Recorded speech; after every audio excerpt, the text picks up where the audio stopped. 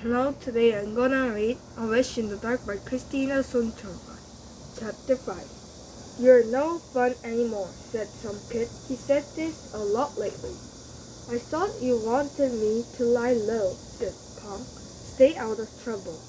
Yeah, well, I didn't mean for you to turn into a tree stump. Besides, since when do you listen to anything I say? Seriously, what's up with you? Pong shrugged. He knew he'd changed.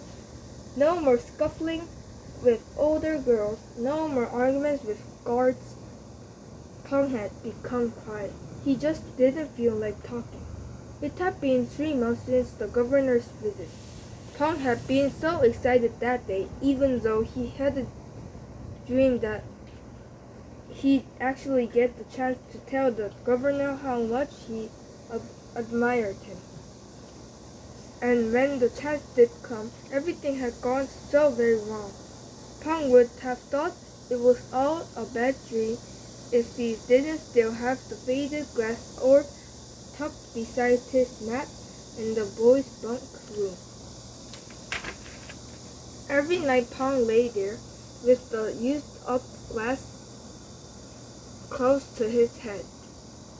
He could still remember the orb's beautiful gold glow, so much brighter than the violet orbs they had to make do with at Namon. He could still hear the governor's words, not the words of his speech, those famous phrases printed on posters and in school books. No, the words that haunted Pong were the ones the governor had spoken in his ear as the prisoners began their song. Look at them, he'd whispered to Pong, nodding at the prisoners. They go free, but they always come back.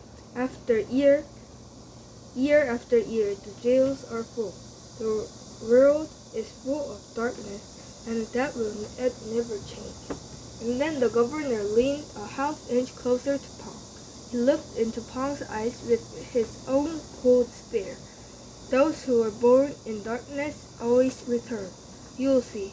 You and I will meet again. And then the governor had squeezed his fingers tight, and the orb in Pong's hand had gone dark. That was when Pong realized how stupid he'd been. Had he really thought he'd grow up to work for the governor himself? The governor would never let someone like him even come near.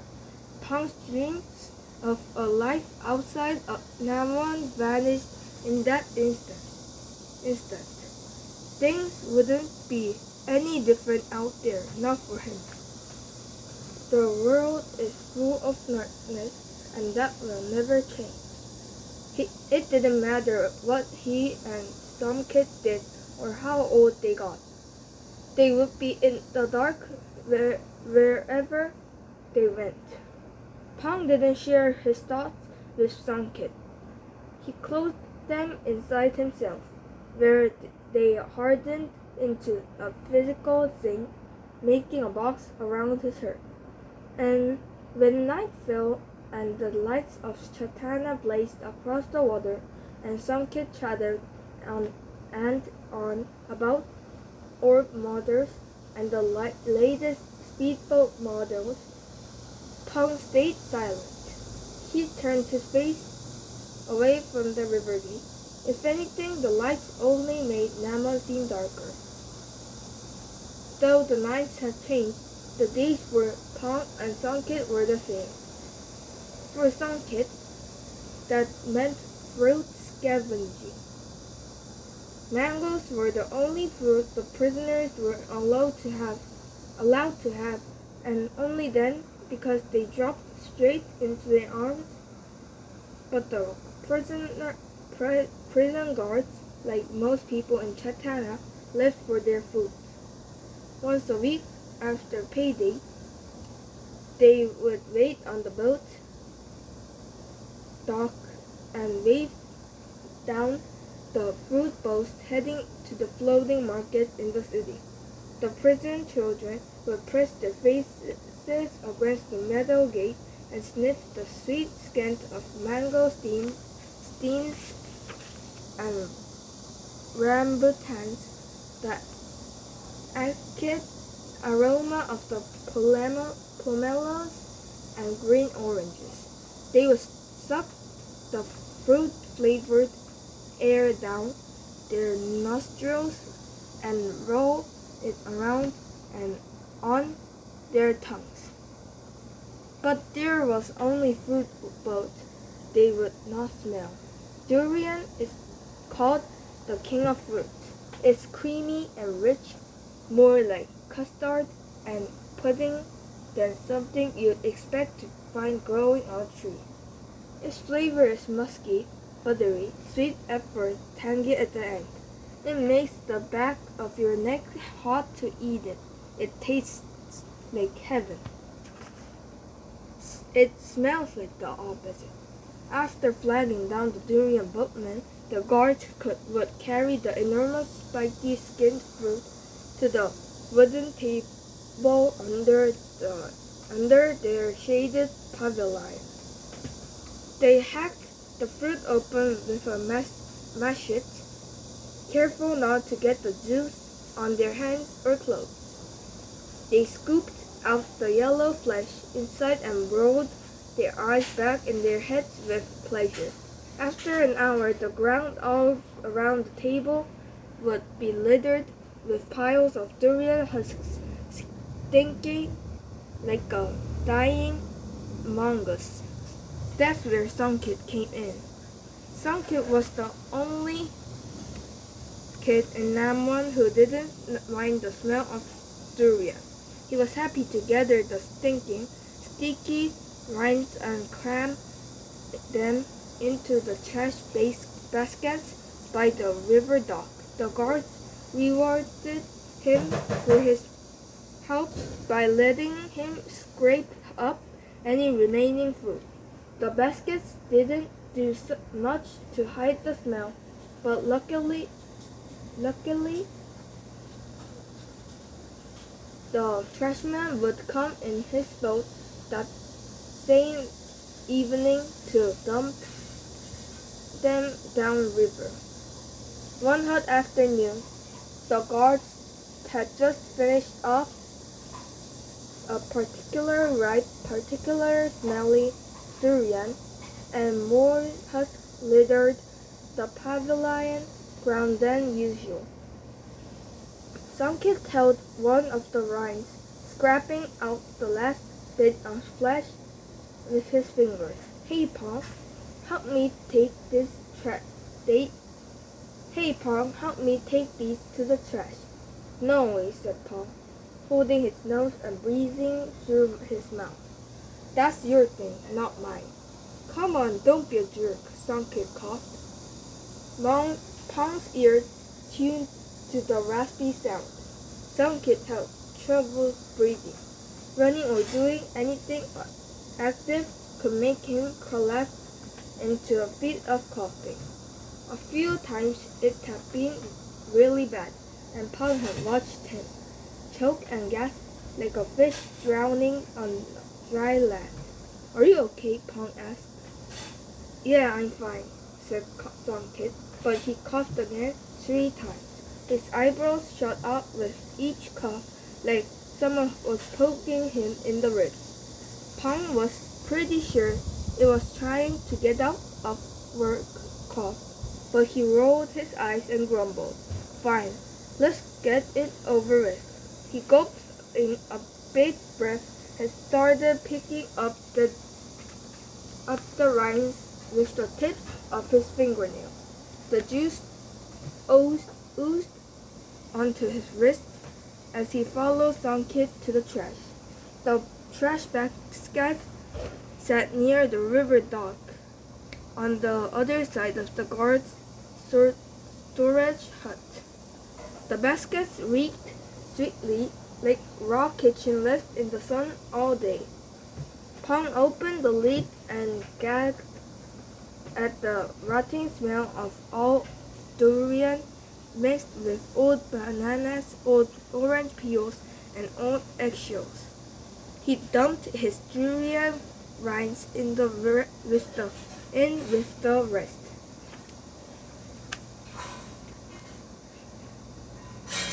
"I'll go back and get what's left," said Songkit.